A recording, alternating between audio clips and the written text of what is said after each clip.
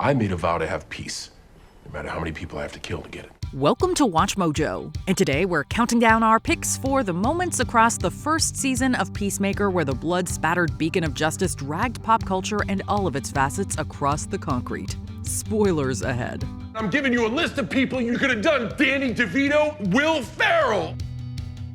Number 10, Tiger King. Dude, you still have that thing? Yeah. He tried to kill us and he cut off half my toe. This is a real blink and you'll miss it moment, which is to be expected given how it's an off-kilter comment while Peacemaker is in the middle of rationalizing why he's keeping a deadly alien butterfly alive in his home. Despite knowing how dangerous the likes of Goff and her intergalactic scourge are, Peacemaker can't seem to toss them away. When questioned by Vigilante for his unexpected show of mercy, he comments that it might stem from a sense of insecurity, like a certain individual in Georgia who owns a tiger. Sometimes I just think I'm insecure in my masculinity, so I'm making up for it by having a dangerous pet. You know, like one of those knuckledicks in Georgia with a tiger on a leash. This is a clear dig at Joe Exotic, the face of the Netflix documentary Tiger King, whose exploits as a zookeeper led to a messy end for all parties involved. I'm gonna try and get some good shots, so make sure y'all get me some promo pictures in there. Number 9, 30 Seconds to Mars. Following a day of rejection and subsequent unemployment, both Harcourt and Peacemaker try to make light of the whole situation, blaming the former's outburst and bloodied hand on her dashboard's poor attitude and terrible taste in music, including 30 Seconds to Mars. Last time I was in that car, I was playing some Spin Doctors or 30 Seconds to Mars or some shit. I was gonna kick its ass then, but you two seem like you're on good terms. It might seem like a throwaway line, but if you sit and think about it, it is a triple threat. I am not on good terms with 30 Seconds to Mars. How dare you? Given frontman Jared Leto's dubious history as the DCEU's Joker, we're not sure if the show is taking shots at the band's divisive music, the actor's admittedly awful portrayal of the character, or the man himself given his less than stellar reputation. No matter how you slice it, it is a low-key nuclear burn. Jeez, anybody's better than 30 Seconds to Mars. Number 8, Louis C.K. For the longest time, Louis C.K. was on the Mount Rushmore of modern-day comedians. You're like Louis C.K.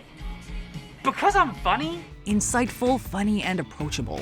Until he wasn't. Allegations eventually arose regarding multiple cases of sexual misconduct, tarnishing his reputation forever and sending his career into a spiral. I'm just trying to figure out the connection. Dude, Louis C.K. showed people his dick, all right?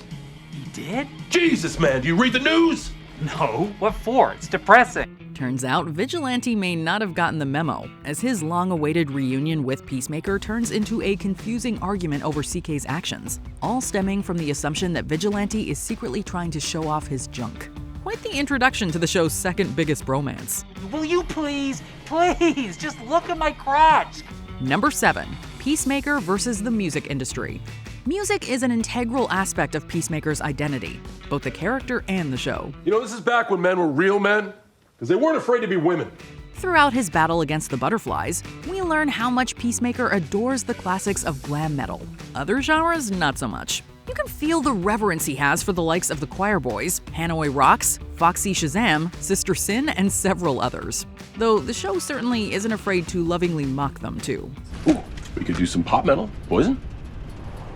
Are those men? I believe their preferred pronoun is long live rock, and you are sounding awful awesome phobic. As for the modern-day music industry itself, that gets a pretty scathing review. None of this auto-tune robots dry up in the passes for music bullshit, right? Number 6, Sloth from the Goonies. We're passing the baton over to Vigilante for this one, since it's impossible not to discuss his epic takedown of Augie Smith and his Third Reich-loving cronies. Let's each say something that we're grateful for that black people have contributed to American culture. In an attempt to rile up the white supremacists and stage a prison brawl, Vigilante lays down one hell of a verbal beatdown. I'm grateful that black people gave us rock and roll music. Leonard Skinner, ZZ Top, 38 Special, all those guys owe everything to black American folk and blues musicians. I mean, they wouldn't exist without them. And then white redneck music would just sound like, well, what it sounded like before black people. Not only does he state how integral black people were to the creation and evolution of rock and roll, but he also describes the neo-Nazis as tiki torch-wielding sloths from the Goonies. Which one of you dumb sister tiki torch-carrying sloth from the Goonies looking pieces of wants to go next? Lambasting the actual participants of the far-right rally in Charlottesville while comparing them to the objectively hideous character from the beloved film is one hell of a combo. Number 5. Bronies. Well, we could shoot a fishing line over the barn from one of these trees here and just let the helmet slide down. Like Green Arrow? No, not like Green Arrow. As you might expect, Peacemaker makes more than a few quips at some of the more iconic characters of the DC universe, including Green Arrow. While discussing a plan to retrieve the sonic boom helmet in order to destroy the butterfly's food source, the Emerald Archer ends up catching a few strays when Peacemaker inexplicably calls him a brony. That dude goes to brony conventions dressed in the back half of Twilight Sparkle with a 4-inch wide butthole drilled in the costume. If that wasn't enough of a zing, he doubles down by saying that his cosplay of choice involves acting as the back half of My Little Pony's lead heroine. Now that would have made for one hell of an Arrowverse episode. You failed this city. Please, no! Number 4. Misinformation. I refuse to believe that. And I refuse to believe that Pepe the Frog 89 is lying to me for no reason. Peacemaker may be incredibly skilled at dispensing justice and death in equal measure, but he's also a tad gullible when it comes to the slop that the internet produces. While riffing on Superman and his apparent fecal fetish, Peacemaker is finally called out for making up these endlessly idiotic statements. Superman's an alien. He's got a poop fetish. His excuse? Google. It might seem out of touch, but given the world we live in and how even the most obviously faked stories seem to be taken at face value by certain groups, actually, maybe it's not so preposterous after all. Still, Chris might want to stay off the net for a while. Where do you get this nonsense? Google. Well, it's not true. You know more than Google? Number 3. Aquaman's fishy dalliances. No superhero had a rougher time of it during Season 1 than Aquaman on account of Peacemaker's continued insistence that the King of Atlantis likes to get down and dirty with the denizens of the sea. Guy on Twitter works for the aquarium. Said for $50 he brings him in the back so he can have his way with a sturgeon. And we're not talking about mermaids here. But that's the first thing he said that's real. An Aquaman fish. Well, yeah, obviously. The jokes are non-stop, made all the worse by everyone seemingly believing them. This is capped off by Aquaman showing up at the end of the final episode and getting one last zinger for his trouble. It's not a rumor. Come on, guys. We all know the Deep is the one who likes to get freaky with fish. Number 2. Batman's one rule. Batman has a coterie of supervillains. Joker, Riddler, Mad Hatter. So what? You said you were a superhero like Batman. Do you have a coterie of supervillains? No, he doesn't. Batman's refusal to kill is one of his most defining traits, but also a subject of controversy. Is he responsible for further deaths when the villains he puts away inevitably break free? Peacemaker seems to think so. He's a dark creature of the night. He's a jackass who wrestles with murderers dressed like clowns and throws them in prison so they can break out of prison and then murder more people.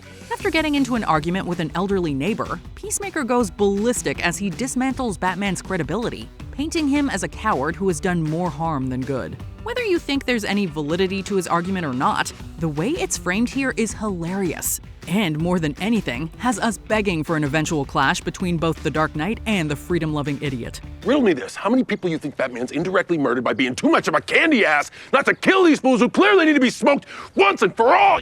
Before we continue, be sure to subscribe to our channel and ring the bell to get notified about our latest videos. You have the option to be notified for occasional videos or all of them. If you're on your phone, make sure you go into your settings and switch on notifications. Number 1. The List. It's the off-the-cuff spiel that became legendary overnight. Because I couldn't think of anybody else. What about Ariana Grande or Drake? What? Brad Pitt or Payne Stewart or Doug the Pug? While grilling Economos over sending his father to prison for a crime he didn't technically commit, Peacemaker proceeds to unleash a series of alternative choices that could have taken his place. Bill Cosby, he just got out. He's got time on his hands. These range from celebrities, both alive and dead, fictional characters, controversial figures, former convicts. It's a rapid-fire rhapsody that makes fun of countless individuals in the pop culture sphere, and we can't get enough of it.